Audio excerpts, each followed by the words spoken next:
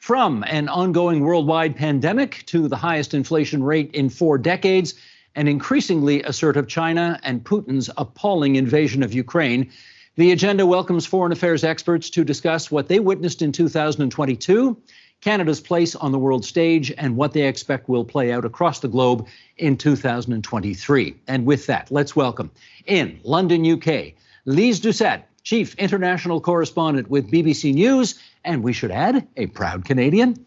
In Calgary, Alberta, Shivaloy Majumdar, former Policy Director for Conservative Foreign Affairs Minister John Baird.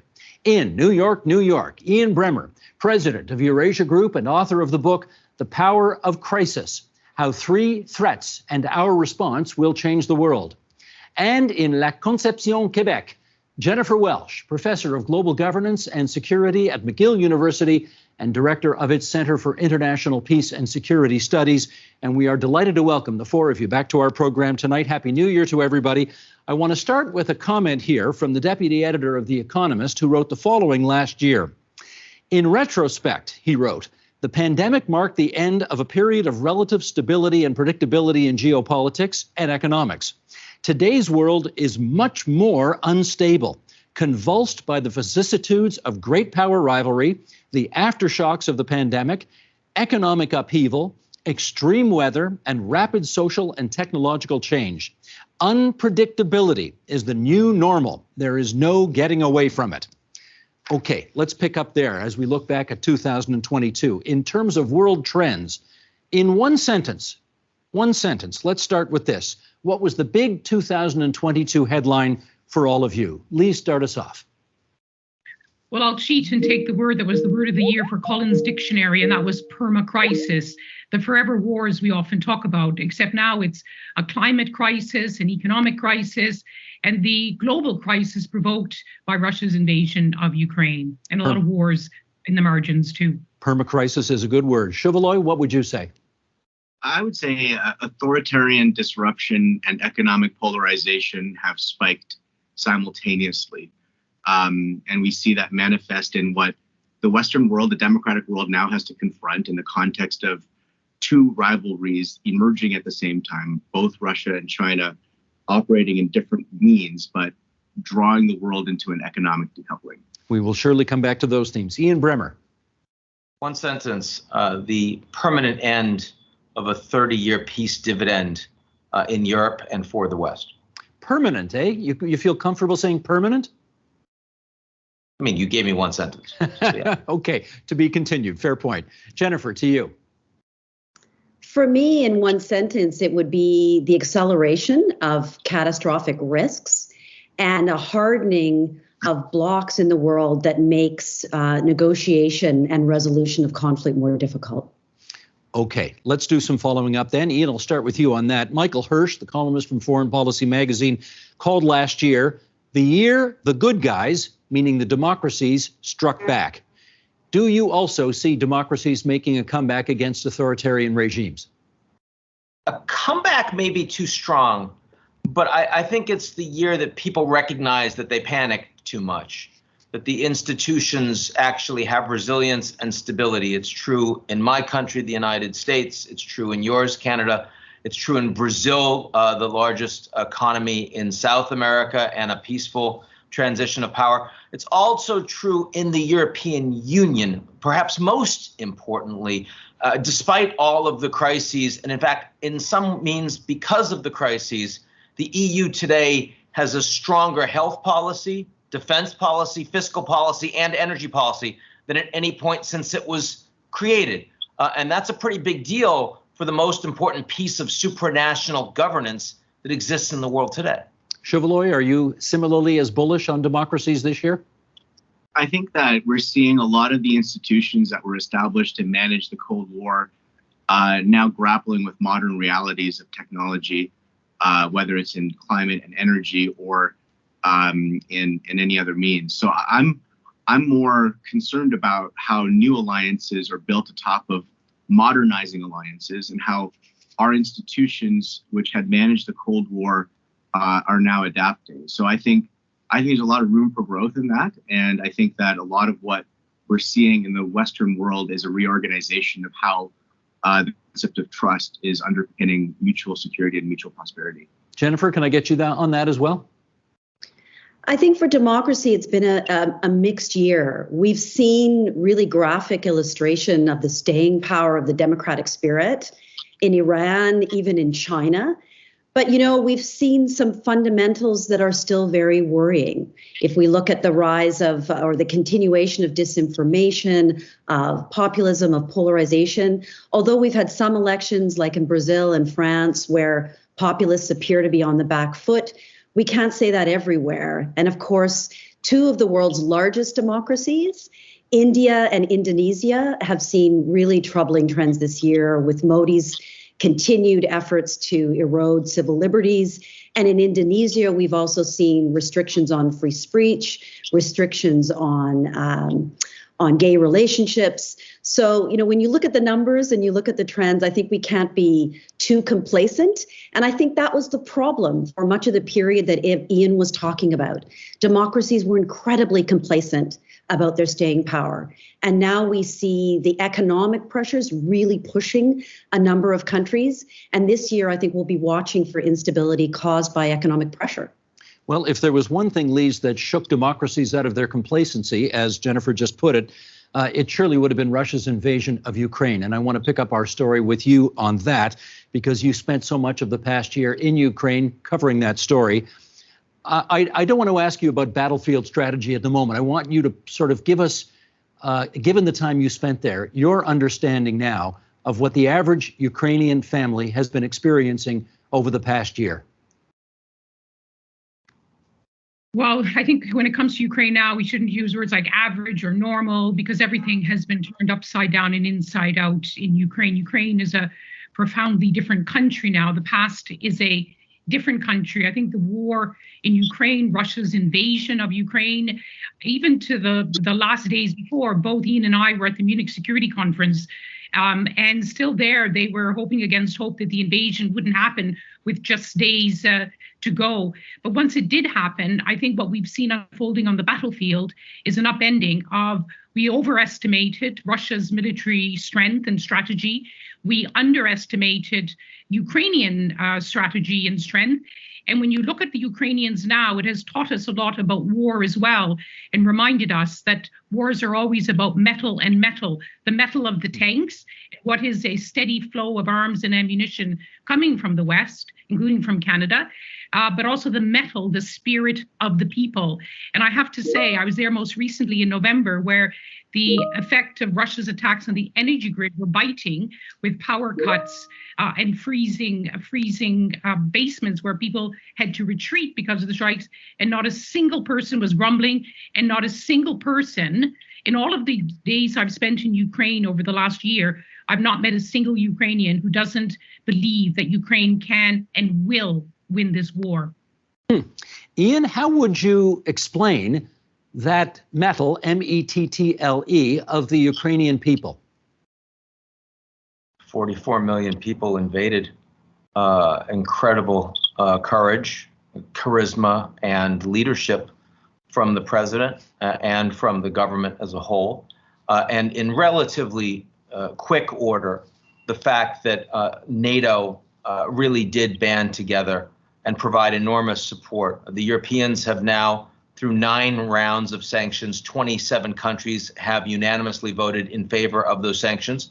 The United States, together particularly with Poland and the United Kingdom, have provided an enormous amount of military support for the Ukrainians. So they're not standing alone, even if it might have felt that way in the early days and weeks of the war. It's been extraordinary to watch. And as I said, unfortunately, the downside here, I did say permanent, the end of the peace dividend. There's no way back for Putin. Having made this immense misjudgment, Ukraine is now militarily incredibly capable. You can't get that genie back in the bottle. The Ukrainians wouldn't allow it. NATO is expanding. You're not going to turn that away. The Germans, even the Japanese, who also share a border with Russia, are now going to be spending 2% of GDP on defense. And the pipelines that used to bring gas to Europe, that's over. Nord Stream 1 and 2, of course, have been sabotaged. It's going to take years and years to rebuild those pipelines so the Russians can bring gas someplace else. This is a very serious problem for Vladimir Putin, who has now become the leader of the most powerful rogue state, frankly, in history. Having said that, Shuvaloy, I wonder how discouraged we ought to be by the fact that the so-called global South has not responded in a similar fashion at all. In fact, many of them have, I guess the equivalent would be they've pleaded the fifth on all of this and said, not our affair, we're not interested. What should we take from that? I think what we're seeing is the democratic world is, first of all, grappling with the concept of a two-front challenge, one with Russia's invasion of Ukraine, and the second with the consolidation of authoritarianism in Xi Jinping's China. And for the global South, the developing world, emerging economies, a critical question for them is how do they improve their quality of life?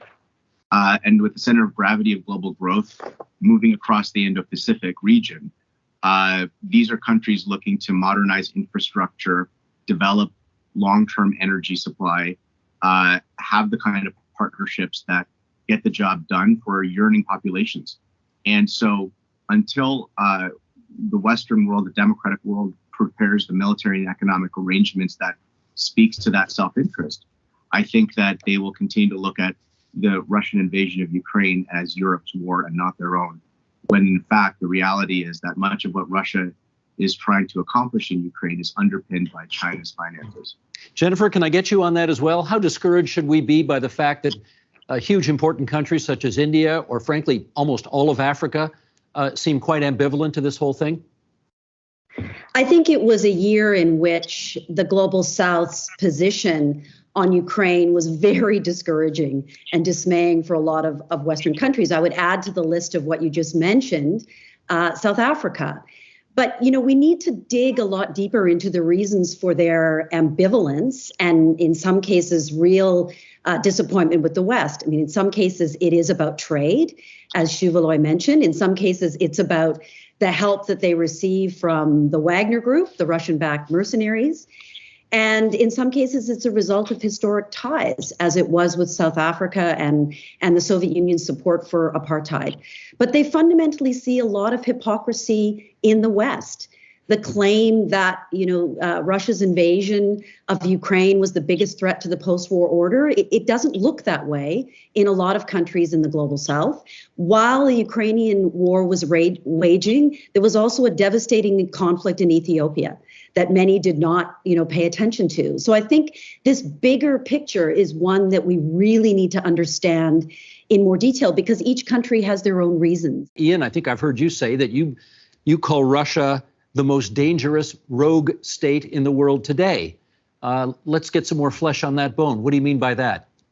Well, what I mean is that I think the broken relationship between Russia and the G7 and America's critical allies around the world among the advanced industrial democracies, I think is broken and can't come back. So when I think of a rogue state, I think of a country like Iran, right, which the sanctions against Iran are pretty staggering. And as a consequence, over the last decade, the Iranian economy has shrunk by some 40%. Russia's just beginning that process. But when you talk to countries in the Middle East, whether it's Israel or the Saudis or others, they see Iran as the principal enemy in the region. And the Iranians are engaging in, it's not about nuclear weapons, it's about cyber attacks, drone attacks, ballistic missile strikes, espionage. Well, that's what we mean when we talk about a rogue state. Now, if Russia is no longer an acceptable great power on the global stage, but instead a rogue state, then that's the way that frontline NATO countries are going to increasingly think about Russia, not as a country you trade with or you engage with, not as a country that you can sit down and have effective diplomacy with, but rather one you have to guard against because they're using every means possible to attack you. And you, in return, are trying to punish them. You want the regime out. I mean, that's the reality, is that Western policy against Russia is not just a Cold War. It's essentially a hot war by proxy. Now, that's Russia's fault, but it's still a reality. And that's an incredibly dangerous reality as we look forward to 2023 and frankly, well beyond that. Well, let's continue to do that. Let's look forward and figure out, as you call it, this hot war by proxy, how this ends. Okay, Shuvaloy, start us off on that. How does this thing, all wars end eventually. How does this one end? Listen, you're asking me to predict in an unpredictable environment, so I'll take the first gamble at this. I think that in the context of Russia's war in Ukraine, we're going to see this idea of gradual support for Ukraine be replaced by a Ukrainian victory. So I'll boldly go out and suggest that the Ukrainian professional armed services, the people, have endured so much through so much courage. They're going to demonstrate to the democratic world what that metal and metal means, to borrow Lisa's excellent frame earlier. In terms of the organization of how the economy of the world would be structured, I think that as governments begin to grapple with the permanence of Xi Jinping in Beijing, and we engage the G20, and this year, as you know, India is hosting the G20. I think that a lot of the corridors of trade, of commerce that would be underpinned by the so-called concept of the rule of law are going to see many-lateral arrangements around the world cooperating more closely around supply chains that build more resilience, even while economic consequences of post-pandemic spending, fantasy thinking around energy and energy transition, as these realities come to ground, I think that as we engage the G20, we're going to start seeing a different model for how the world's democracies begin to collaborate and how their proposition to the emerging economies of the world provide for longer-term partnerships. Well, let's get one more comment on this. Jennifer, I mean, Shuvaloy is quite right to say it's impossible to predict in an unpredictable world how this thing is going to end. But I know there are people whose job it is to imagine how this happens.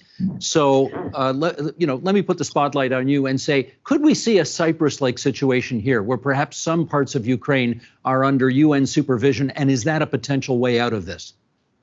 Well, I'm loath to predict, but I think, it's when we look at past wars, there's roughly three ways that they can end. One is through negotiation, but at the moment we see neither side in good faith wanting to do that. Russia claims that it wants to negotiate, but it seems to want Ukrainian capitulation first. It could end through victory. I think I, like many, are predicting more of a stalemate, continued incredible bombardment by Russia on Ukrainian cities. But a third way is through some sort of, neither complete victory nor complete defeat, and a form of international supervision.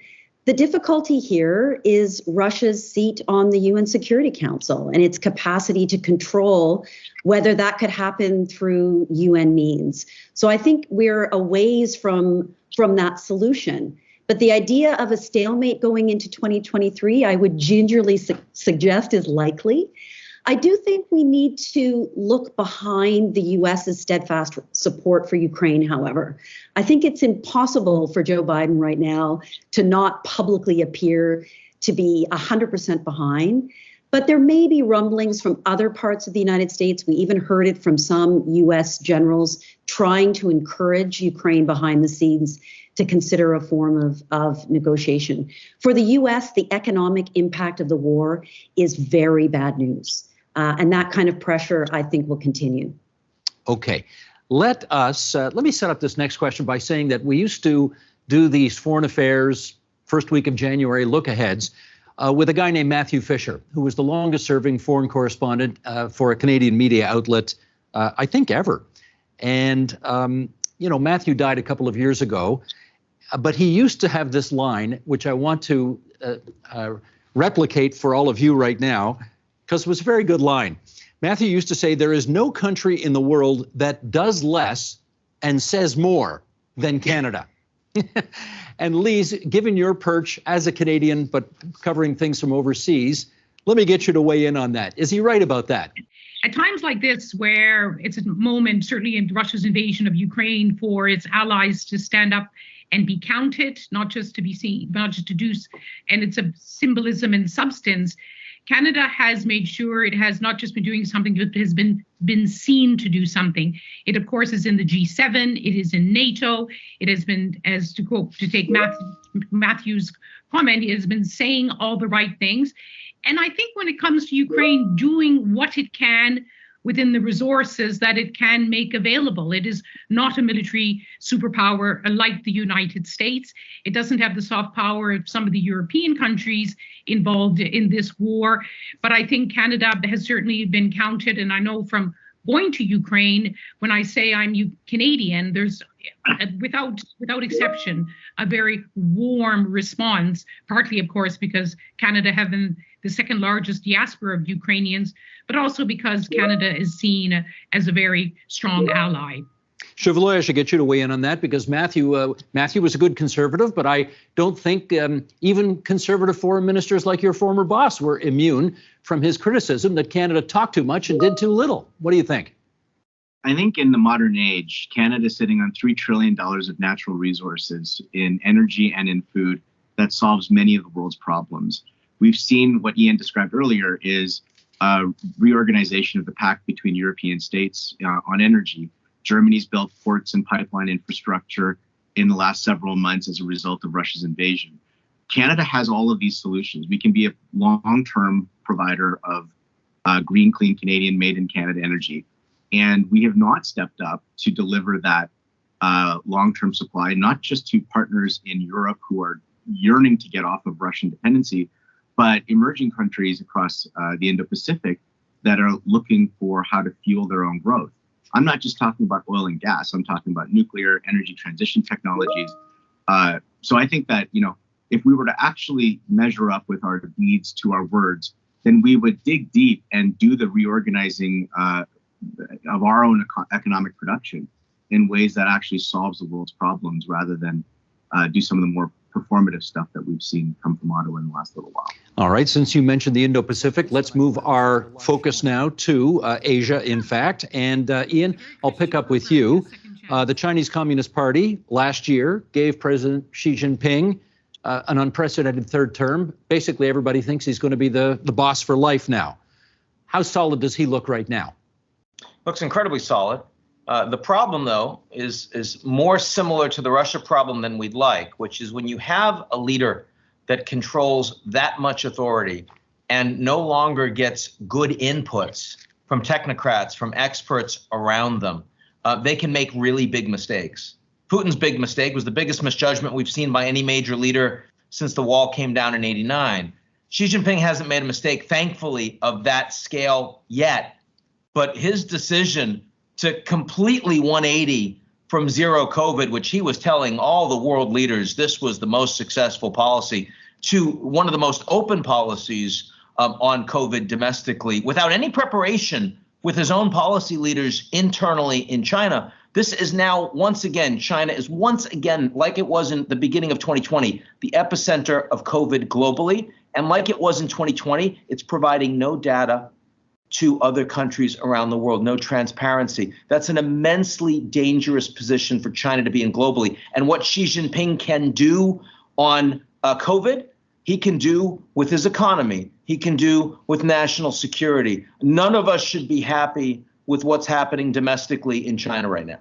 Jennifer, let me get you to weigh in terms of how Canada is handling China right now. And let me set this up by saying, this current government came into power saying that we needed to dramatically improve our relationship with China, dramatically compared to the previous government of Stephen Harper. We've gone from that to, in the recent Indo-Pacific strategy, the government describing China as an increasingly disruptive global power. The government made the decision to ban Huawei on the 5G network. There's the two Michaels. Things look pretty bad right now in terms of our bilateral relations. But I wonder how you regard this kind of change of tone and pace that the government's taking towards China these days. I think it's been a really significant change, and it's a change that runs across our political class and our population. If you look at public opinion polls in Canada, the Canadian population's attitudes towards China have really shifted too. But the Indo-Pacific strategy that you referenced earlier, I think is a reflection of the change in the political class and it's been very slow, and some would say too late, to really try to define our place in a world that is much more polarized. And a world that is much more polarized is difficult for Canada. And so that strategy initially, it took 5 years for it actually to be completed. And you might even argue that some of it already feels dated with the language that it uses. But it is pretty significant in calling China a disruptive power. But the other thing it does, and Shuvaloy alluded to this, is it tries to make the argument, and I agree with this, that for Canada, Asia is not all about China. We need to be thinking about our relationship more broadly with key allies there for us, like South Korea, for example, Vietnam, a country we've had long ties with, that we need to think about the region as a whole, because of course it is grappling both with China's more assertive position, but also with the United States that is becoming more hard in its relationship with China every day. So I think the strategy tries to be more comprehensive, and for that I would give it good marks. But I think our wanting to, place our flag down and say we're in the region now may for others look too little and too late. Shuvaloy, let me get you to follow up on that by pointing out that over the last 5 years, China's military spending has risen by 25%. That's caused a lot of concern in the West. They are spending money on things like offensive amphibious assault weapons, overseas occupation hardware. There's increasing concern about whether or not an invasion against Taiwan is coming. How much, in your view, should all of that concern us? I think it should be a central feature of what Ottawa thinks about. I mean, what we've seen is a reluctant admission of the realities that the rest of the world has already conceded when it comes to China. And that's a good step. So I'm glad that we agree that China is a disruptive power. But what I'd love to see is a more confident assertion of what Canada as an Indo-Pacific partner would look like. And that's not just working with traditional alliances. I mean, we've seen in NATO that Japan and South Korea had been around the table in the Madrid dialogue last year. It's creating the concept of a Pacific front for NATO. Our own Arctic is engaged in the concept of how China and Russia are partnered. All right, let's move on now to the Middle East, and in particular in Iran. And Lise, I wonder if you'd pick up the story with that country. Protests are now entering their 5th month. I wonder, in your view, how solid that country's theocratic regime now looks. I think it would be rash to predict the end of the Islamic Republic, but even if we don't see regime change, we are certainly seeing already changes in the regime.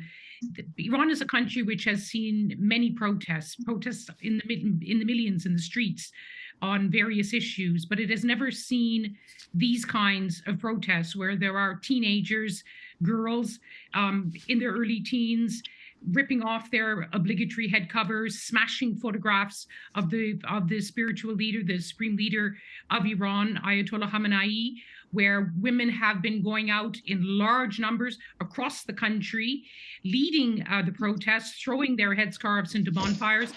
There are now large areas of Iran where women go about not wearing the headscarf, which only months ago was certain to land them in jail and still does sometimes land them in jail. So this has certainly rattled the Islamic Republic, but the power that really counts is the Islamic Revolutionary Guard Corps, and they have not been using their full force to crush these protests, partly because even they feel ambivalent about crushing a protest which is predominantly young women.